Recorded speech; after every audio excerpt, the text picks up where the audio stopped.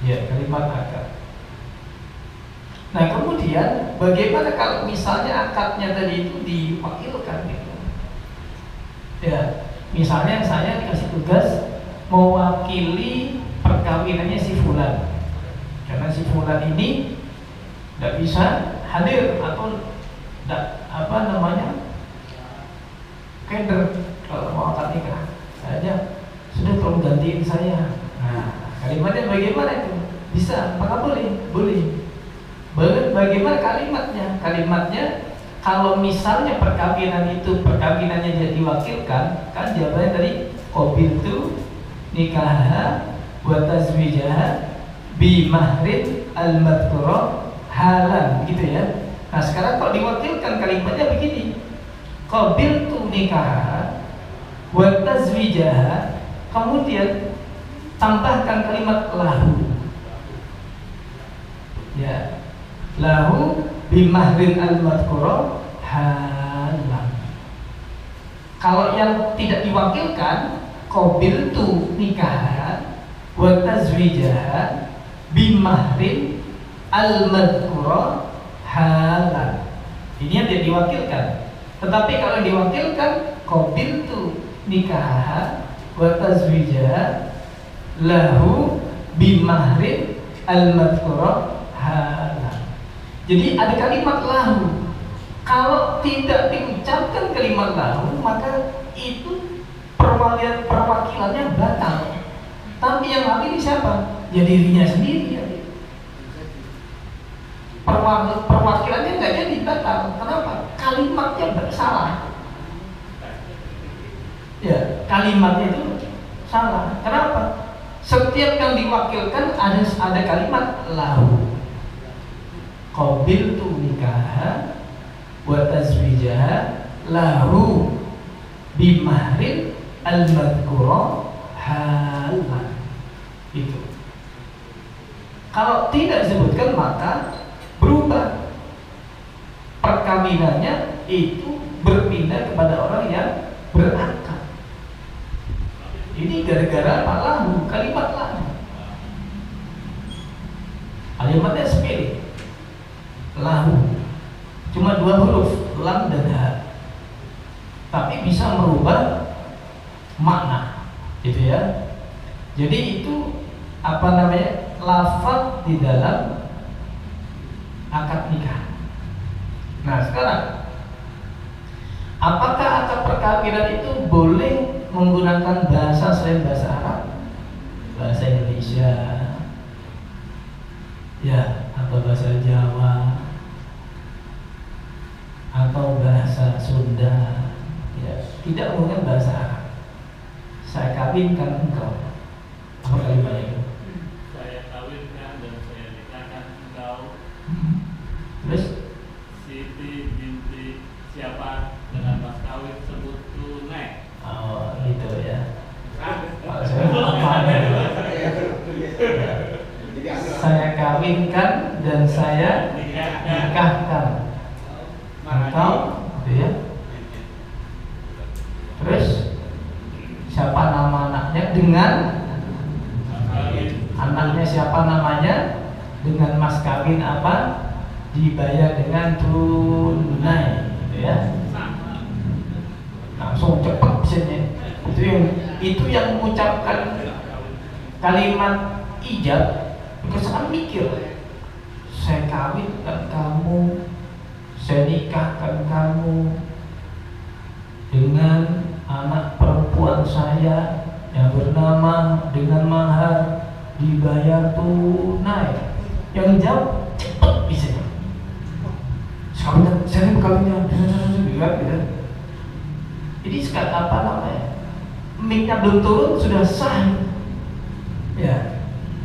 Apakah boleh menggunakan bahasa yang selain bahasa Arab? Hukumnya boleh dengan syarat. Dengan syarat bahasa yang digunakan oleh orang yang melakukan akad, oleh walinya atau oleh si laki-laki yang calon menantu itu sama-sama bisa dipahami. Walinya paham, yang menikah paham, saksinya juga paham. Itu yang penting. Makanya harus disatukan frekuensinya, Pak. Ya, disatukan frekuensinya. Kalau memang misalnya bisanya bahasa Indonesia dan para saksi paham dengan bahasa Indonesia, silakan untuk akad nikah menggunakan bahasa Indonesia. Jangan sampai misalnya ada pihak-pihak yang tidak paham. Ya, misalnya saksi walinya paham, ini paham, terus kemudian saksinya nggak paham, tidak boleh juga. Ya, makanya memilih saksi juga harus hati-hati. Jangan main asal ini, asal pilih. Ya, khawatir nanti ada pesan yang tidak tersampaikan. Khawatir misalnya tidak paham, duduk di depan sebagai apa dia saksi, dia paham, tapi bahasa digunakan dia ngerti, bengong aja misalnya gitu. Ya misalnya kan, maka bagaimana? Ya tidak sah. Ya, bagaimana kalau sekarang yang kawin bisu? Ya, yang kawin bisu, bagaimana perkawinannya? Ya, bahasa pakai bahasa isyarat. Ya, kalau memang semua mengerti dengan bahasa isyarat, monggo. Tetapi kalau tidak bisa, ini bisa dengan bahasa tulis. Ya, atau dengan bahasa kode tertentu. Ya, misalnya bahasa kode itu dengan bahasa apa namanya? Ini mulut gitu ya. Yang memberikan isyarat saya terima nikahnya, misalnya begitu. Ya, masa mau kawin tidak bisa? Biasanya bisa, lancar, ya. Dan diusahakan, gitu kan? Dan diusahakan. Ya.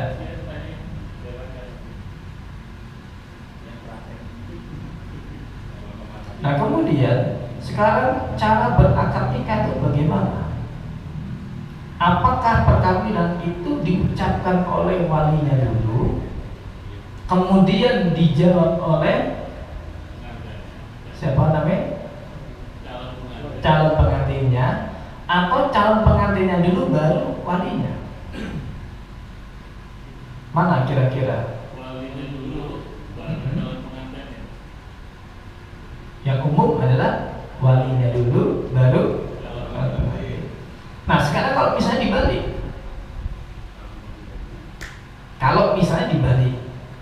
calon pengantinnya dulu yang ngomong, baru kemudian walinya yang jawab. Misalnya begini, saya terima nikahnya dan kawinnya dengan mahar, sebutkan maharnya, dengan mahar uang, saya terima nikahnya dan kawinnya dengan siapa sih perempuannya, binti siapa, dengan uang berapa, dibayar tunai. Terus kemudian walinya menjawab, saya nikahkan kamu, saya kawinkan kamu dengan putri saya dengan mahar sebagian disebutkan secara tunai. Boleh nggak begitu? Boleh. Dibalik, kita balik sekarang. Kalau dalam pandangan kita fikih mazhab Syafi'i itu boleh. Jadi dibolak-balik boleh. Jadi misalnya walinya dulu yang bertanya, kemudian si calon mempelainya yang menjawab, itu boleh. Atau dibalik, calon mempelai yang dulu menjawab bertanya, saya kawinkan, saya terima nikahnya. Ya. Perempuan namanya siapa, dengan mahar siapa, dibayar tunai. Kemudian saya kawinkan kamu. Seperti itu dalam pandangan mazhab Imam Syafi'i itu hukumnya boleh. Ya. Nah ini makanya hari ini penting kita kita ketahui, ya, kita ketahui agar apa, suatu waktu seandainya di masyarakat terjadi kasus seperti itu, kita tidak menyalahkan, bahkan kita cenderung untuk harus membenarkan, oh boleh kok itu, nah, seperti itu. Ya tapi ini jarang, Ya, ini jarang dan langka. Nah, kemudian ada pertanyaan sampai sini. Berikan dengan akad nikah. Ada? Baik. Oh ya.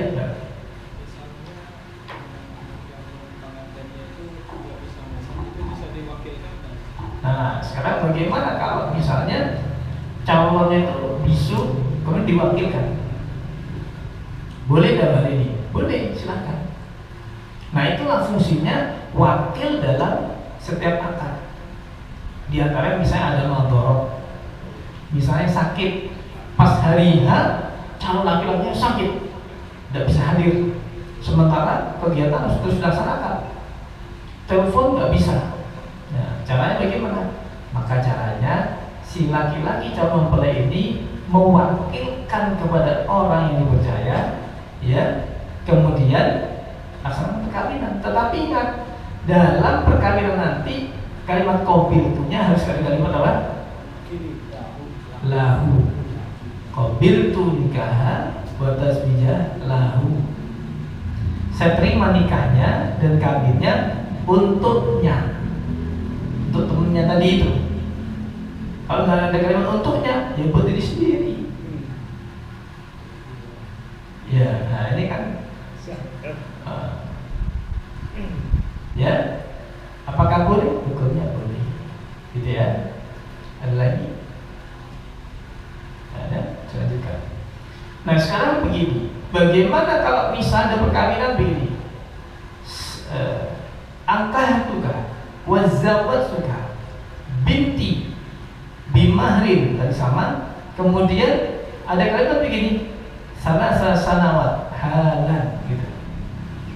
Saya kawinkan kamu dengan anak saya dengan mahar sekian selama 3 tahun tunai. Ada tambahan apa? Kalimat pembatasan waktu. Saya nikahkan selama 10 tahun. Nah, misalnya. Ya, boleh nggak seperti ini? Ya, hukumnya adalah tidak boleh. Itu termasuk kawin mut'ah. Kawin mut'ah itu kan kawin yang dibatasi waktunya. Misalnya, nanti kamu kawin sama saya setahun aja ya, kawin kontrak itu. Nanti kawin mut'ah itu kawin kontrak. Nanti kamu saya kawin selama setahun ya. Setelah itu ya udah cerai, selesai udah. Nggak ada apa, nggak ada sesuai kontrak. Jadi kontraknya 31 Desember 2023. Maka sejak 1 Januari kamu bukan istri saya lagi ya. Itu nama itu hukumnya apa? Haram. Tidak diperbolehkan dalam Islam perkawinan dibatasi oleh waktu. Kenapa? Perkawinan itu statusnya untuk selama-lamanya. Bahkan perkawinan itu berlakunya fid dunya wal akhirah. Jadi misalnya begini, Mas Budi misalnya menikah di dunia kan, nama istrinya misalnya siapa? Siti Aminah misalnya, ya. Terus kemudian meninggal salah satunya, entah Mas Budi atau Siti Aminah tadi meninggal. Terus kemudian yang meninggal sekarang saya Mas Budi dulu, si suaminya dulu. Tinggal Siti Aminah ini sendiri di dunia, ya. Kemudian dia berangan-angan, bercita-cita, saya tidak akan kawin lagi, saya akan hidup sendiri, tidak apa-apa, yang penting saya membesarkan anak saya dengan suami saya. Nah, satu waktu Siti Aminah wafat, maka statusnya nanti fil akhirah Siti Aminah dengan Mas Budi ini bisa bersatu lagi fil akhirah, gitu. Tapi misalnya seandainya tadi Siti Aminah dan kawin lagi, Siti Aminah kawin sama Ian misalnya. Misalnya. Maka nanti si Siti Aminah ini ketika di akhirat itu tidak akan berkumpul dengan Mas Budi, tetapi dia berkumpul dengan suaminya terakhir siapa? Iya. Nah, ternyata Siti Aminah meninggal, kok iya kawin lagi? Nah, sama Siti Pelakenut misalnya. Ya, nama istrinya baru nih, ada Siti-Sitinya, Siti Pelakenut. Maka nanti fil akhirah, maka Iyan akan berkumpul dengan dia Siti Aminah sama Iyan, Siti Pelakenut tidak sama Iyan. Banyak Iyan. Banyak Iyan. Iya. Iya. Nah kalau suami kan bebas, ya dalam arti bebas itu mau kawin lagi kan tidak nunggu harus istrinya mati. Beda sama perempuan. Kalau perempuan itu kalau nikah lagi statusnya harus melepaskan ikatan perkawinan. Jadi misalnya ya istri si seorang laki ini istrinya 4 gitu. Nanti fil akhirah yang 4-4-nya jadi iya itu debat patokannya dengan siapa yang terakhir dia itu berpasangan gitu ya gitu. Nah ini banyak orang kadang bertanya pernah seperti itu ada aja gitu. Kayak kemarin saya tanya Pak yang mana Pak, apakah si perempuan ini dengan suami, misalnya ada perempuan kawin 3 kali, apakah dengan si suaminya 3-3-nya kumpul si perempuan itu? Ya enggak. Tetapi dengan pasangan terakhir. Maka ini pentingnya kita setia dengan pasangan. Gitu ya. Nanti si perempuan ini ya, fil akhirah itu kan katanya laki-laki itu akan didampingi oleh 72 bidadari. Kan gitu. Katanya cantik-cantik. Betul cantik-cantik, tetapi kecantikannya tidak bisa mengalahkan istri kita. Walaupun misalnya istrinya itu di dunia misalnya ya pendek itu gendut misalnya. Kalau kemana-mana harus pakai baju kuning gitu kan. Misalnya ya, misalnya. Tetap nanti fil akhirah dia akan menjadi perempuan yang paling cantik di antara semua bidadari. Ya, makanya ya wala takhaf wala tahzan. Tidak usah takut, tidak usah sedih. Ya, punya istri yang bagaimanapun nanti tetap fil akhirah itu menjadi istri yang paling cantik di antara para bidadari. Nabi itu pernah memberikan gambaran. Kan sahabat itu kan iseng-iseng sahabat itu. Pertanyaan itu orang cerdas itu apa ditanyain ya? Nabi, nanti isi saya sama bidadari apa nggak cemburu? Pertanyaan apa nggak cemburu? Kenapa? Ya kan bidadari cantik-cantik. Kata Nabi, perbandingan antara bidadari dengan istri kita itu seperti karpet. Kalau istri kita seperti karpet bagian atas, bidadari ke karpet bagian bawah. Maka kamu sholat kira-kira pakai karpet yang mana? Yang atas sampai bawah. Ya tentu pasti selanjutnya kita kan coba aja misalnya, kok ada imam ini aneh. Misalnya Pak Farid jadi imam. Kalau sholat suka ini kan begini saja deh, dibalik. Misalnya. Ya. Nah ini kan imam peran kerjaan nih. Atau kebanyakan kerja kan? Ya contoh. Ya. Nah ini keistimewaan daripada kalau kita wafat masih dalam keadaan punya pasangan. Makanya saya pernah cerita ada salah seorang habaib yang sudah syuyukh tua sekali. Kemudian sorenya istri meninggal, malam isya itu si habibnya sudah tidak bisa jalan, sudah lumpuh, sakit lumpuh. Ngomong sama anaknya, nak saya mau wasiat. Wasiat abah ini kan. Dengerin, apa wasiatnya bang? Anak kawinkan lagi katanya. Kawinkan saya katanya. Dimarahin sama anaknya, bapak ini ibu belum kering makannya, kok sudah tidak dikawinkan lagi? Jawaban bapaknya itu, saya itu takut ketika saya sudah tua renta begini, nanti malam itu ajal datang menyusul ibu kamu, tapi saya mati dalam keadaan tidak berpasangan. Maka saya takut dan diakui sebagai umat Nabi Muhammad SAW. alasan karena itu, ya sudah carikan perempuan yang agak tua gitu, ya, yang bisa merawat si bapaknya gitu. Ya, gitu ya. Baik, ada pertanyaan? Satu lagi tadi. Baik. Misal istri tersebut sama suami itu punya dosa. Nah, Gimana? Misalnya sepasang suami istri, kemudian suaminya meninggal, kemudian istrinya ini menikah, contoh dari nama Sian misal gitu. Ya. Nah istri tersebut, Istri Pak Budi tadi iya istri pertama ini punya dosa. Nah dosa ini yang nanggung suami terakhir. Gimana? Istri? Istri itu kan yang dosanya itu tanggung suami. Nah kalau misalnya istri ini menikah lagi, yang nanggung dosa pertama itu yang belakangan kan depan. Suami pertama apa suami kedua gitu. Iya. Nah, maksudnya pelimpahan dosanya. Pelimpahan dosanya. Ya. Jadi diwariskan dosa. Dosa mau lah. Jadi kan begini, ini kan berbeda urusannya dengan urusan kebaikan, keburukan dengan kebaikan. Kalau misalnya satu kebaikan, orang itu kemudian berniat dengan kebaikan, maka dia dapat pahala. Kalau sampai mengamalkan, maka dilipatkan pahalanya kan gitu. Berbeda dengan orang yang berniat berbuat jahat atau keburukan. Orang berniat jahat itu tidak langsung serta-merta tertulis dosanya. Bahkan seandainya dia itu membatalkan daripada niat buruknya, itu dia dapat pahala. Nah dosanya kapan tertulis? Dosa tertulis kalau itu benar-benar melakukan.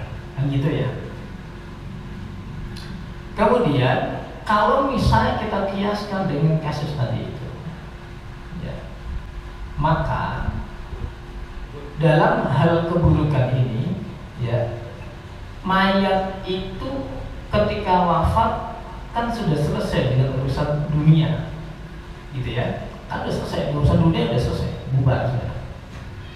Tetapi dalam hal kebaikan, orang yang wafat itu pahala mengalir terus.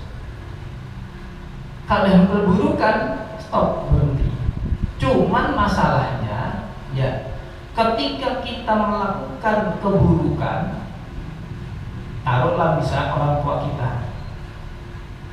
ya, yang di alam barzakh sana itu akan merasakan kesedihan, ya, kalau sampai yang di alam dunia ini melakukan perbuatan maksiat.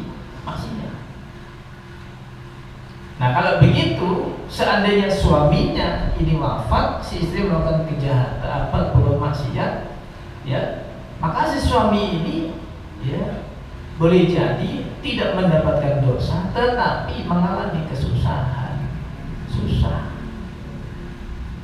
Ya, apakah orang meninggal itu mengalami susah bahagia? Iya, mengalami. Contoh, itu kalau dalam hadis itu saya ambil kitab ini apa? Dan kata Nasaiddini aja. Dan kitab Nasaiddini disebutkan orang kalau sudah meninggal itu yang ditunggu itu 4.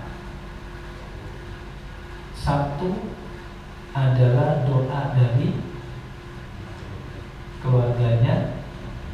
Nomor 2 itu adalah istighfar dari keluarganya. Nomor 3 adalah sedekah dari keluarganya. Yang keempat itu adalah menunaikan janji-janji si mayit ketika masih hidup. 4 ini. Misalnya anaknya misalnya. Jadi tahlil itu nggak terbatas 7 hari, 40 hari saja. Tahlil itu terus berkelanjutan. Anaknya setiap hari habis sholat kirim Al-Fatihah. Kalau perlu baca tahlil. Ini penting. Kenapa? Ditunggu oleh mereka, ditunggu. Bahkan kiriman-kiriman itu lebih nikmat daripada apa yang ada di alam dunia dan isi-isinya. Mereka nggak butuh lagi duit apa nggak butuh, tetapi kiriman doa itu penting, butuh mereka. Kalau misalnya sampai dikirimi doa misalnya kirim Al-Fatihah kepada siapa ya? Untuk orang tua saya Al-Fatihah misalnya kan, untuk saudara saya meninggal Al-Fatihah Begitu nyampe. Kemudian dibacakan istighfar. Allahumma ighfir lahu. Maka doa Allahumma ighfir lana wa li walidayna warhamhum kama rabbawna shighara misalnya. Ya, atau Allahumma ighfir li jami'il muslimin wal muslimat wal mu'minat wa bil khusus sebutkan nama. Nyampe Pak. Nyampe langsung kayak kirim WA sekarang kirim sekarang nyampe. Gitu kan? Ya, dan nanti kecepatannya mungkin lebih cepat lagi. Ya, bukan lebih, pasti lebih cepat lagi. Ya, ini hanya untuk menggambarkan saja, mendeskripsikan. Kemudian sedekah misalnya gini, ada anak sedekah, ya, ada anak sedekah. Anak ini ketika sedekah tidak mengucapkan apa-apa, sedekah aja. Maka pahala sedekah ini walaupun tidak diniatkan untuk orang tuanya, nyampe. Gitu. Ini semua ada di kitab Mafahim Al-Mafahim, kitab tulisan Syekh Albi Al-Maliki. Ya walaupun terus yang dapat siapa? Bapaknya dapat, kakeknya dapat, buyutnya dapat, semua dapat itu. Semua dapat. Ya, apalagi saya diniatkan. Saya niat sedekah ini untuk siapa? Saya sedekah ini hadiahnya, pahalanya untuk karena Allah Ta'ala. Untuk siapa? Untuk istri saya, untuk anak saya, orang tua saya, semua disebut. Makanya dapat semua. Gitu. Ya, dasarnya gitu. Nikmatnya cuma tidak semua orang percaya dengan begini. Ada nggak bisa. Ya sebetulnya kalau percaya. Nanti kalau mati awas kamu. Kan gitu. Tidak saya kirimi tahlil, tidak mau saya sedekahkan buat dia kan gitu. Ya. Terus yang terakhir, yang keempat adalah apa? Menunaikan segala apa yang sudah pernah disampaikan. Misalnya silaturahmi dengan siapa? Keluarganya, dengan sahabatnya, temannya. Itu dilanjut kembali. Dan itu memberikan nilai pahala yang luar biasa bagi si mayit. Senang mayit itu. Ya, senang. Bahagia. Makanya orang paling enak itu kalau mati dimakamkan, itu paling enak kalau kumpul dengan ulama. Ada ulama wafat situ, kuburannya situ, nempel di sampingnya, nempel.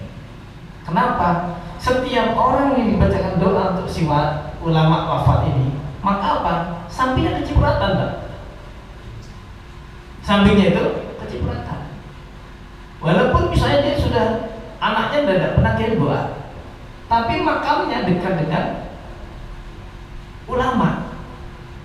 Ya, maka orang ini itu kecipratan, kena daripada hadiahnya bacaan doa. Makanya, ya, para ulama itu di alam barzah, tidak ada yang nganggur, berahya, hidup. Kenapa? Kalau terima pahala itu Pak, super sibuk. Saking banyaknya pahala yang diterima oleh orang soleh ini, yang terjadi apa? Oh itu si Pak kasihan kok, kayak hidupnya itu apa? Sengsara. Kenapa? Iya saya tidak pernah dikirim doa sama kasih dibalik sampai dibalik. Kenapa? Saking banyaknya kebaikan yang diberikan oleh dia dan bisa diberikan pada orang lain. Ini namanya syafaat. Makanya syafaat itu berlakunya bisa terjadi kepada Nabi dan Rasul, bisa kepada para wali Allah, dan juga bisa berlaku untuk orang-orang soleh. Syafaat itu. Ya, syafaat itu apa? Doa. Iman doa.